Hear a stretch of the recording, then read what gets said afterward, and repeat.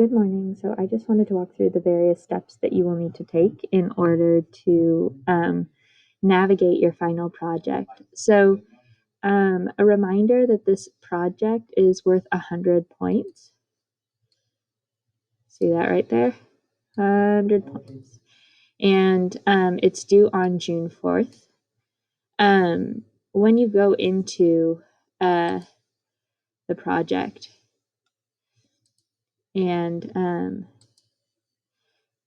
you click it, you're going to see that there are a few different options available to you. You can submit this assignment in various forms depending on what you're selecting as your choice, and we'll get to that in a minute. But essentially, you have the option to rewrite a scene from Romeo and Juliet in some sort of other culture or context. So it could be done in a series of text messages. It could be done in a various collection of TikToks.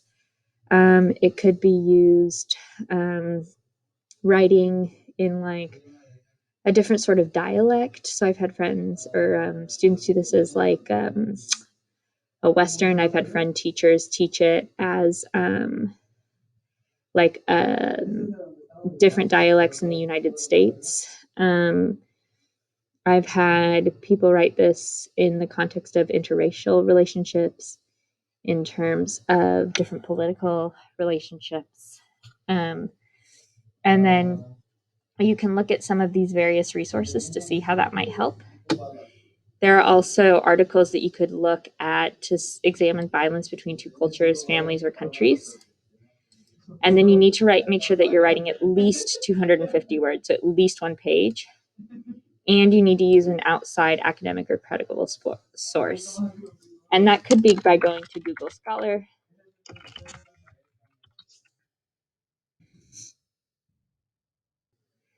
And searching through Google Scholar to look up something like maybe, Romeo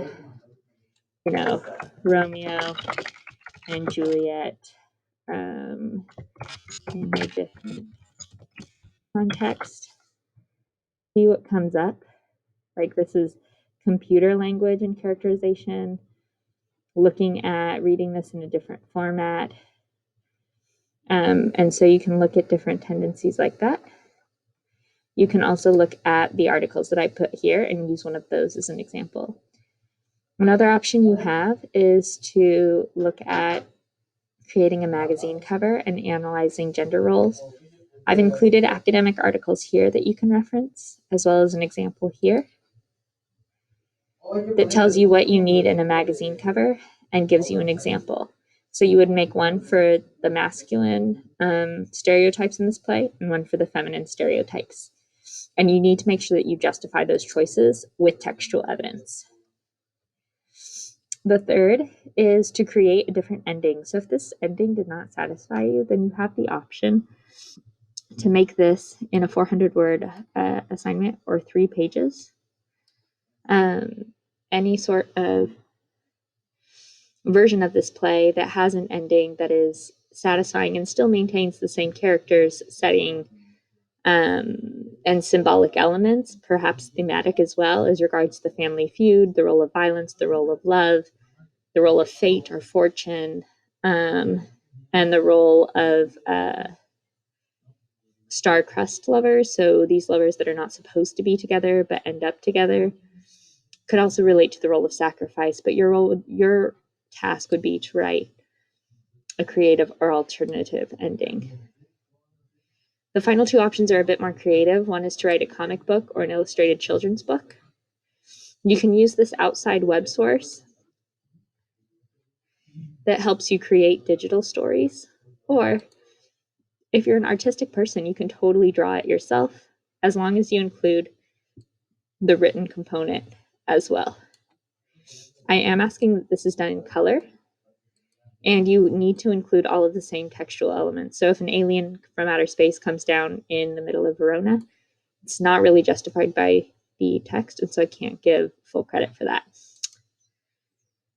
If any of you are tech savvy or really like music, you could totally create some sort of musical option where you use any of these types of softwares and upload the song or embed it in a way that you can put it into Canvas. You also need to have a write-up that justifies your choice of lyric from the play, the sound elements, the tempo, the importance of the sonnet or segment that you chose, and how it relates to Shakespeare's work.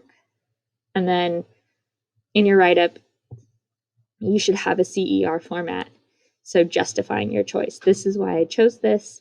This is my evidence for how it fits, and this is what this means. You're going to be graded according to this rubric. So if you don't turn anything in, you're going to get a straight up 0. Depending on where you land in the creativity, I've tried to create a safety net where you get at least a D, but I need to have actual evidence for that. If you do okay, you'll get C-level work. And the next category is to get B or A level work. So I'm judging you on your creativity. So the fact that you've taken up these creative choices and you fulfilled all of the qualities or criteria of the description.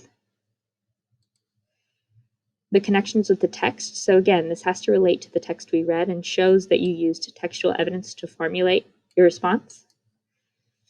The written component, each of these has a part of it that's writing, even the children's book, even the music. So I need some sort of written thing for English class that shows that you were able to think logically about your analysis regarding this literary work.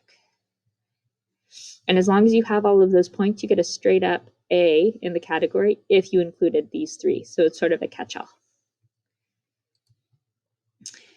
If you're a little bit unsure of what this looks like and all of those words are overwhelming, I've also included the rubric here specifically and some slides that help explain this.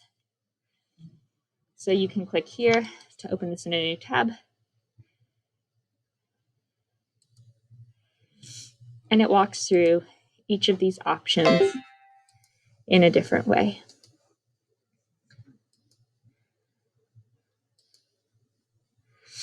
If you need any other examples, you can totally connect with me and I will be sure to help you out.